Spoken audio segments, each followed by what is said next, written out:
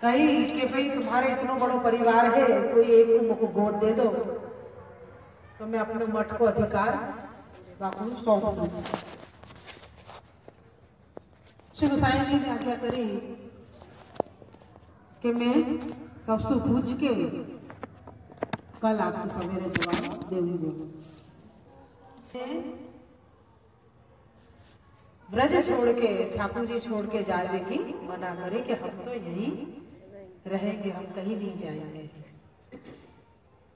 आपके प्रथम पौत्र जो आयु में सबसे छोटे हैं श्री कल्याण राय जी, इतने छोटे फिर भी आपको इतनी उत्तम भावना है।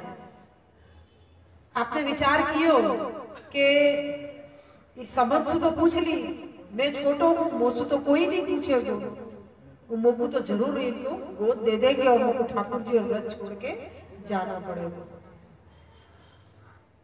पूरी रात्रि अत्यंत दुख भयो और वह दुख को इतनो विचार करते भय श्री गोसाई जी के शयन कक्ष में आप पधारे और श्री गोसाई जी के चरणारविंद के पास, चरणारविंद के पास में मुखारविंद आपको खुद को झुका के जिसे दंडवत कर रहे हो वह प्रकार से विराज गए और नेत्रन में सो अश्रु की धारा बही जा रही। वो अश्रु की धारा जो आपके चरणारविंद श्री गोसाई जी के चरणारविंद पे पड़ी है, जब आपको वह अश्रु को स्पर्श होती श्री गोसाई जी तत्काल जागृत हुए। आपने देखियो कि अरे कौन है जो मेरे पांव के पास में बैठो है। देखियो तो श्री कल्याण राय जी छोटे से बालक, आपके नेत्रन में श्री अश्रु बहे जा रहे हैं। जैसे ही देखियो कि श्री गोसाई जी जागृत हुए हैं, आपने पद गायो, हो ब्रज मांगनो जो ब्रज तज अनंत न जाओ। मैं सिर्फ एक ब्रज मांगनो हूं, मैं को ब्रज छोड़ के कहीं नहीं जाना है। आप लोग को और कोई को दान में मत दे दीजिए। श्री गोसाई जी को अत्यंत प्यार आयो, इतनो प्रेम इतनो स्नेह उमड़ो। आपने अपने गोद में बालक को श्री कल्याण राय जी को उठा लिए, गोद में पधरा के गोद में बिठा के आपने अपने मुखारविंद में से चर्वित तांबुल आपने उनके मुखारविंद में पधराया और आज्ञा करी कि आप चिंता मत करो, मैं कोई को भी नहीं भेजूंगा ठाकुर जी और ब्रज छोड़ के, मैं कोई को भी दान नहीं करूंगा। श्री कल्याण राय जी या भाव को या आशीर्वाद को मान के अत्यंत प्रसन्न होके पधारे। केशव भट्ट जी से मना कर दी कि हमारे यहाँ से कोई बालक नहीं आएगा। बहुत कही केशव भट्ट जी ने, पर श्री गोसाई जी नहीं माने। केशव भट्ट जी तो श्राप देके चले गए, पर वो श्राप भी आज भी आशीर्वाद रूप है। 3 श्राप दिए, बेटी सदा घर में रहेगी, दर दर भटक्यो करोगे और सदा करज माथे रहेगा। 3 श्राप उनने दिए, श्री गोसाई जी ने सिरोधार्य करे। ये तीनों श्राप आशीर्वाद स्वरूप आज तक चल रहे हैं। क्यों? बेटी घर में रहे, आड़ी बीड़ी होए, पिंडरू सुतक आवे तो बेटी जमाई सेवा करे। यहां वहां भटक्यो करो, जो बालक घर में ही रह के सेवा को आनंद लेंगे, वैष्णव के पास नहीं जाएंगे तो कैसे चलेगा? सभी वैष्णव को क्या प्रकार से पोषण मिलेगा? कैसे वैष्णव उनको प्रभु के सम्मुख लाएंगे? तो आपको गांव गांव भटकना पड़े सब बालक को। भटकने को मतलब क्या हुआ कि पधारना पड़े है और वैष्णव उनको प्रभु के सम्मुख कर रहे हैं। तीसरो यही अनुसंधान में है कि करज माथे रहेगो। करज होएगो तो घर से बाहर निकलेंगे ना, अन्यथा क्यों निकलेंगे? सब श्राप आशीर्वाद स्वरूप हुए। अब श्री कल्याण राय जी समय अनुसार आप बड़े हुए, आपको विवाह एक बार हो गयो, पर आपके बहूजी लीला में पधारे। श्री गोकुलनाथ जी ने विचार कियो कि श्री गोसाई जी को चर्वित तांबुल प्रथा नहीं जावे। श्री कल्याण राय जी से आज्ञा करी कि आप दूसरो विवाह करो। श्री कल्याण राय जी ने बहुत मना करी, पर श्री गोकुलनाथ जी की आज्ञा के आगे आपने अपनो सर झुकायो मस्तक झुका के मान्य कियो, दूसरो विवाह कियो। दूसरे विवाह के बाद श्री हरिराय जी को प्रागट्य भयो। वो श्री हरिराय जी को प्रागट्य आपको चर्वित तांबुल स्वरूप, दानी स्वरूप, जो घनीभूत स्वरूप है, श्री गोसाई जी ने 2 बार चर्वित तांबुल को दान कियो है, चर्वित तांबुल को पधरायो है। एक गोपाल दास जी भाईला कोठारी के जमाई, जिनने तुरंत रस स्वरूप वल्लभाख्यान प्रकट किए, वाणी स्वरूप रस स्वरूप वल्लभाख्यान प्रकट हुए। और दूसरी बार ये श्री कल्याण राय जी के मुखारविंद में जो दियो, वो आपके घनीभूत स्वरूप यानी के प्रमाण स्वरूप श्री हरिराय जी को प्रागट्य हुआ है। श्री हरिराय जी ने 125 वर्ष भूतल को दिए, पुष्टि मार्ग को दिए। और पुष्टि मार्ग में आपने इतने कार्य किए। सबसे बड़ो कार्य 284 वैष्णवन की वार्ता जी, आपकी गोपेश्वर जी को शिक्षा प्रद करने को कार्य आपने सबन को ध्यान में रख के एक शिक्षा पत्र रचे हो, जो आज भी पुष्टि मार्गीय जीव के लिए इतना उपयोगी है कि अपने लौकिक अलौकिक कोई भी प्रकार की शंका हो, पुस्तक खोलोगे तो तुमको वहां में निवारण मिलेगो, निश्चित मिलेगा। वहां में कोई शंका नहीं, चाहे तुम्हारी लौकिक आड़ी बीड़ी हो, चाहे तुम्हारी अलौकिक, कोई भी परेशानी होगी, शिक्षा पत्र में से तुमको वहां को निवारण मिलेगा। ये प्रकट प्रमाण है श्री हरिराय जी की कृपा का। और ऐसे ही 284 वैष्णव जो श्री गोकुलनाथ जी ने अनुभव करते गए और आप लिखवाते गए, वही प्रकाश श्री हरिराय जी ने 284 वैष्णव के प्रसंग लिखे हैं। का 284 वैष्णव खुद आके कह गए थे का अनुभव, खुद ने थोड़ी बताया कि आपको ये अनुभव हुआ है। श्री गोकुलनाथ जी आप सर्व ज्ञाता है, आपने सब अनुभव कियो, जहाँ वैष्णव को, जहाँ भगवदी को, जहाँ प्रकार को अनुभव हुए वो सब आपने जाने और वो आप बताते गए और श्री हरिराय जी लेखन कार्य करते गए। तो आप दोनों ने इतनी कृपा करी कि 284 वैष्णव के जो अनुभव, जो लीला के स्वरूप अपन को बताए, लीला के अपराध जो बताए हैं, वाके द्वारा अपन प्रभु के सन्मुख कैसे प्रकार से जाए वो अपन को समझ में आ रहे हैं। अपन ये नहीं सोचे हैं कि है अब ये अपराध हो गया हो अपन से, और ये कोई भी एक अपराध हो या गलती हुई हो अपन से, तो वह गलती को अपन बहुत समझ करके जाना। अरे ऐसा तो चलतो रहे, कौन या को करे, कभी आलस चढ़े, कभी शरीर के रोगादि नड़े, कभी अपन को अपनो स्वभाव नड़े, कभी परिस्थिति ऐसी होवे तो अपन से ऐसी गलतियां हो जावे हैं जो अपन को प्रभु के सम्मुख नहीं ले जावे, पर अपन वाक को बहुत गौण कर दे, मुख्य नहीं करे। तो जो अपराध, जो गलतियां अपन गौण करे हैं, वो अपन 284 वैष्णव की लीला के अपराध जब समझ में आवे, पढ़े, तब अपन को पता चले कि ऐसे अपराध भी मुख्य गण्य जाए जासु लीला में से भूतल पे गिरे, जहाँ चीज को अपन बिल्कुल गौण, बिल्कुल सामान्य माने हैं। कहा अपन को प्रभु को मान देनो है, कहा अपन को प्रभु को श्रम ना हो वो विचार करनो है, कहा कैसे बोलनो है, अपन को मुखरता दोष, कभी अपने स्वभाव को कोई को कार्य करनो है, करने के लिए निकले हैं लेकिन नहीं कर रहे हैं और अपना कार्य सिद्ध कर रहे हैं। कोई ने अपन को कछु कही है, अपन वो चीज करवे जा रहे हैं लेकिन सामने गए, जाके सामने तो वहां अपनो कार्य सिद्ध करवे पहले लग गए, वहां को भूल गए, वो अपन को कह रहे तो अपन खोटी साची लगा के और कहे जा रहे कि नहीं हमने तो ऐसे पर ऐसे हो। तो ये सारे अपराध अपने लिए सामान्य हो गए। क्यों? क्योंकि अपने अंदर इतने कपट भरे कि वो कपट अपने ऊपर इतना हावी हो जाए कि प्रभु को लिए अपन को ये नहीं ध्यान रहे कि अपन ये गलत कर रहे हैं। और ऐसे ही अपराध लीला में बताए गए हैं कि ऐसे जो अपन सामान्य गिने हैं, वो सामान्य अपराध सु भी वो लीला में सु बाहर आ गए। और इतने बरस यहाँ आपको अपराध को दंड भोगते भोगते बाद में प्रभु के सम्मुख हुए हैं। तो अपन विचार कर ले कि अपन कौन सी प्रकार से और का जगह पे चल रहे हैं। तो ये 284 वैष्णव के वार्ता जी में से अपन को ख्याल आ रहा है, नित्य वांचन करे हैं। आज को बचपन से जब से होश संभालो है, जब से एक शिक्षा पत्र 84 वैष्णव की वार्ता जी और एक श्री गोकुलनाथ जी के 24 वचनामृत, ये तो जैसे मतलब एक यूं समझ लो कि घोट रहे हैं, पर जब पढ़े तब यूं लगे कि अरे ये वार्ता जी तो अपन ने पढ़ी ही नहीं, ओहो इतना बड़ा अपराध है, ये तो हमको पता ही नहीं है। शिक्षा पत्र में अरे इतना सुंदर बताया, ये तो आज तक पांचों ही नहीं है, इतनी बार शिक्षा पत्र पढ़े हो लेकिन यहाँ में तुमको पता ही नहीं चले कि ये भी आज्ञा करिए। हमेशा ऐसे ही होगा, जब भी पुस्तक खोले ना जब ऐसे ही लगे। सबसे बड़ी अपन लोगों की एक गलती नहीं या कमी कहो कि 84-252 वेस्टर्न के प्रसंग याद होंगे लेकिन नाम याद नहीं होगा। मुंह को तो नहीं होगा, वो तो पढ़ पढ़ के लिख के रखना पड़ेगा। 2-4 नाम सारे एक साथ भेगे हो जाए, सब इकट्ठे हो जाए। या की वार्ता जी में ये हतो कि या की वार्ता जी में ये हतो, ऐसे कितनी बार पढ़े हुए तब भी अपनी स्थिति यही है।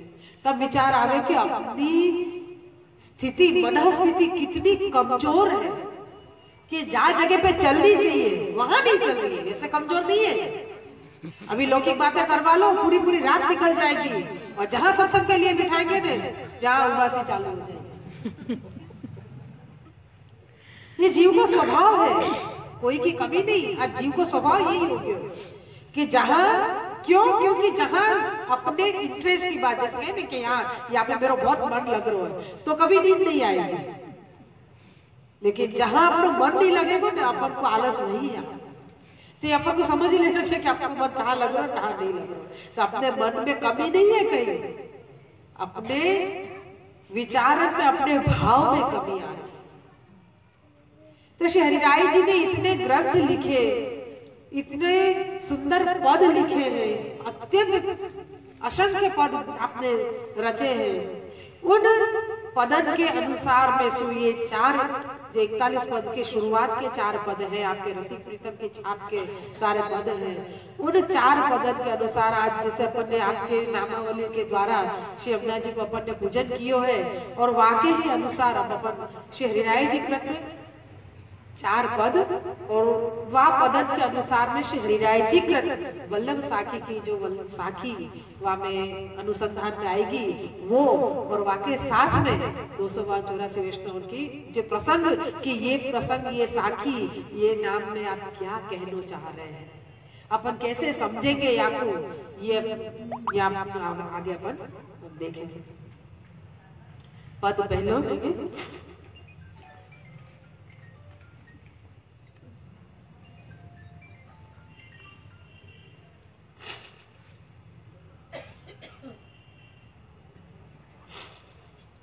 पिय संग रंग भरी करी कलोले, पिय संग रंग भरी करी कलोले, सबन को सुख देन पिय संग करत सेन, चित्त में तब परत चैन जब ही बोले, पिय संग रंग भरी करी कलोले, अति ही विख्यात सब बात इनके हाथ, नाम लेत ही कृपा करी अतोले, दरस कर परस कर ध्यान हिय में धरे, सदा ब्रिजनाथ इन संग डोले,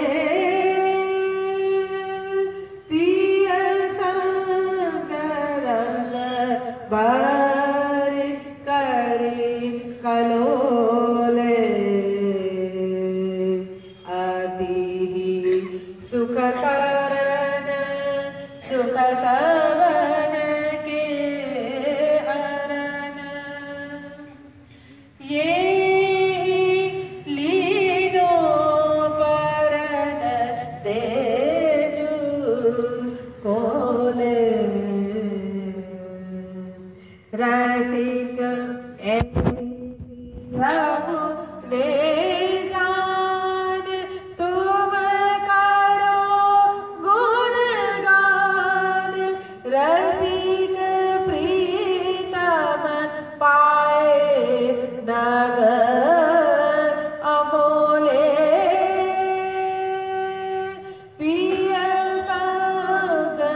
रंग भरी करी कलोले पिय संग रंग भरी करी कलोले पिय संग रंग भरी करी कलोले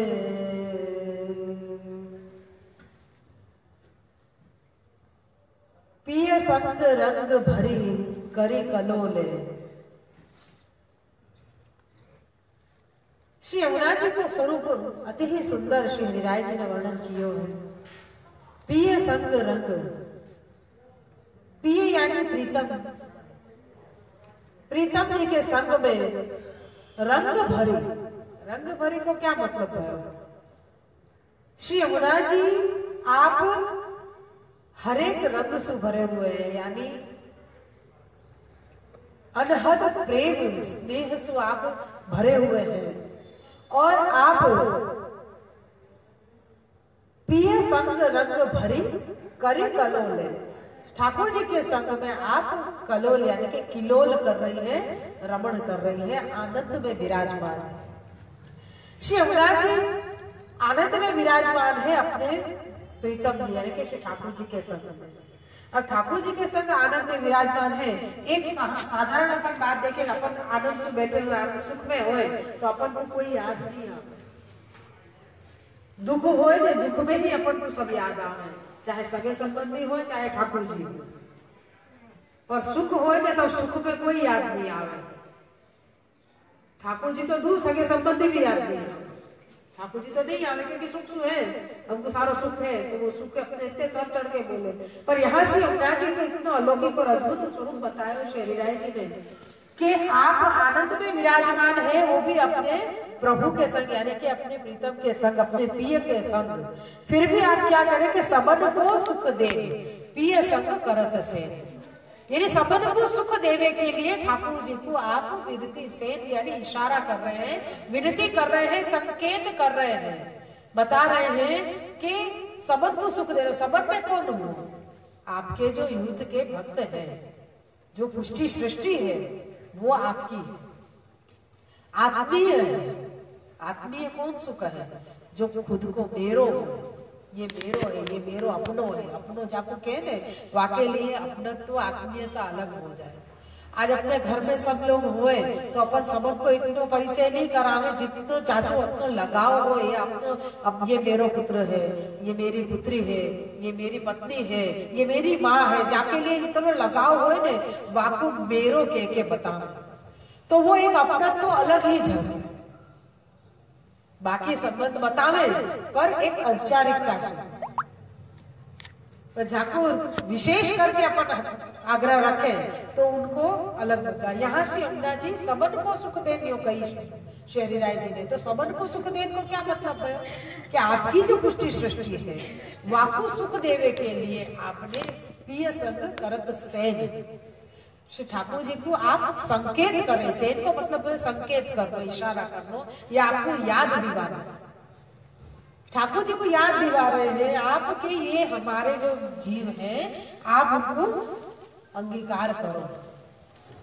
आगे कहीं चित्त में तब परत चैन जब ही बोले, जब श्री ठाकुर जी ये करें कि हाँ हम उनको अंगीकार करेंगे, तब जाके श्री यमुना जी के चित्त में शांति हो है। चित्त में तब परत चैन, चित्त में कब चैन पड़ेगा? जब आपकी शरण में आए हुए यानी कि श्री यमुना जी की शरण में आए हुए जीव हैं, उनको अंगीकार ठाकुर जी करेंगे, तब जाके श्री यमुना जी के चित्त में चैन पड़ेगा। अब यहाँ के अनुसंधान में अपन ने साखी ली है, 55 में साखी है,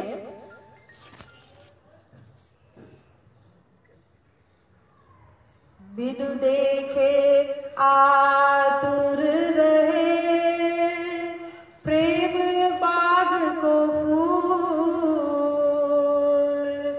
चित्त न माने ताहि बिनु प्रेम जो सबको मूल। बिनु देखे आतुर रहे प्रेम बाग को फूल,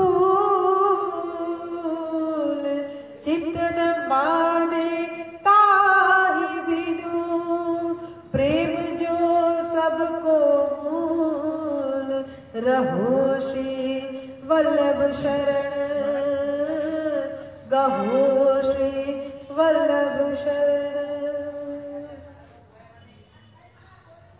बिनु देखे आतुर रहे, शब्द श्री जी के पद के पहले दुख और वार्ता जी, इन तीनों की संगति करी है। विशेष